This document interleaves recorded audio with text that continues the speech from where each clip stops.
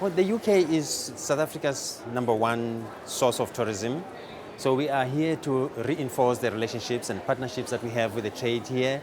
It's very important for us that during this time, when the global economic situation is as bad as it is now, we continue to invest, show confidence in this market, continue to forge relationships that will help us in selling South Africa. And that has already paid off with the results that we have seen in the first 6 months of this year. We're showing a positive growth out of this market, and that's quite commendable. Yeah, well, South Africa is very competitive. Let's start off by taking a few things as an example.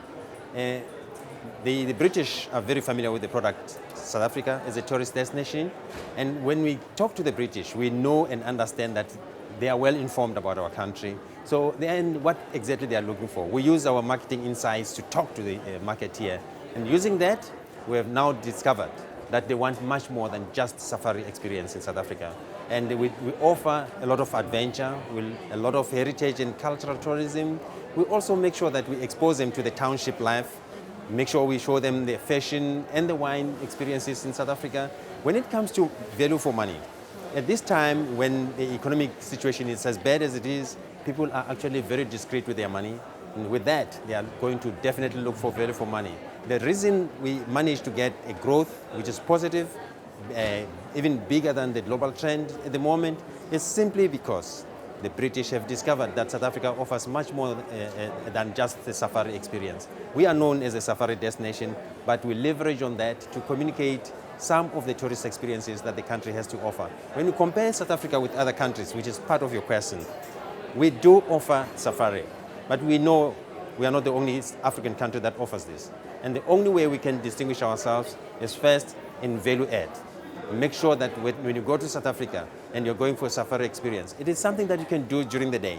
But what do you do in the evening when you are done with your safari experience? So that's when we start demonstrating what South Africa can offer much more than just that safari experience.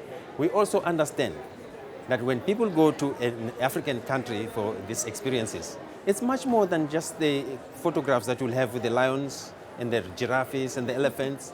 It is the warmth of the people, the experiences that we'll have with the people, the interaction that we have. And South Africa's people and their hearts are just as warm as the sunshine itself. So we know that this is exactly the competitive edge that we've got. We're very confident about 2013. If you look at the first 6 months of this year, and specifically looking at the British tourists, we grew by 5%. And that's a commendable number, considering that this market is facing quite serious conditions of their own, very high unemployment numbers. But if you look at the country as a whole, we grew 10.5%, and the global economic number is just 5%. So we're double that of the world. Looking forward, 2013, we're starting the year with a huge event, the African Cup of Nations, which is a soccer showpiece for Africa. We are hosting that.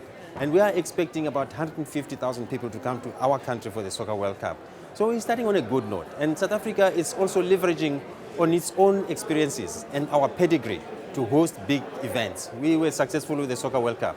We were successful with the COP17, and logistically challenged when you consider that a lot of heads of states come to the country for that particular event. So we've done very well, and we are also leveraging on a new area of the business events. We have just launched the National Convention Bureau, which is aimed at making sure that we leverage on the successes that we've had with the leisure tourists, making sure that now we begin to focus on the business events. We've already secured just over 200 events coming to South Africa in the next 5 years. That will give us a cash injection in the economy of about 1.6 billion rand. And we welcome that. As a small economy, we believe that it's going to go a long way. Our main preoccupation in South Africa is job creation. And every little bit that we can get to add to the job creation is very much welcome. We have tourist experiences which suit every budget. If you are very cost conscious, South Africa has something to offer. And if you want a luxurious experience, South Africa has something to offer. Just to give you an example, in South Africa, you can go on a safari experience and pay about 500 rand a day. You are likely to see one of the big fives. You may see them one day, but you can also pay 5,000 rand a day and go on a safari experience, and you are guaranteed the big five. And the experiences in between are quite different. So the person who paid 500 rand a day, who may see the big five in one day will be very happy if indeed they see the big five in one day.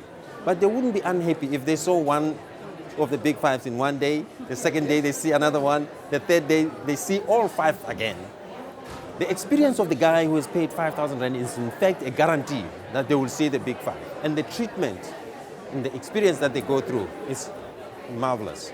So as a country, this is one of the best things that we can do to make sure we have products and services that cut across the budget lines.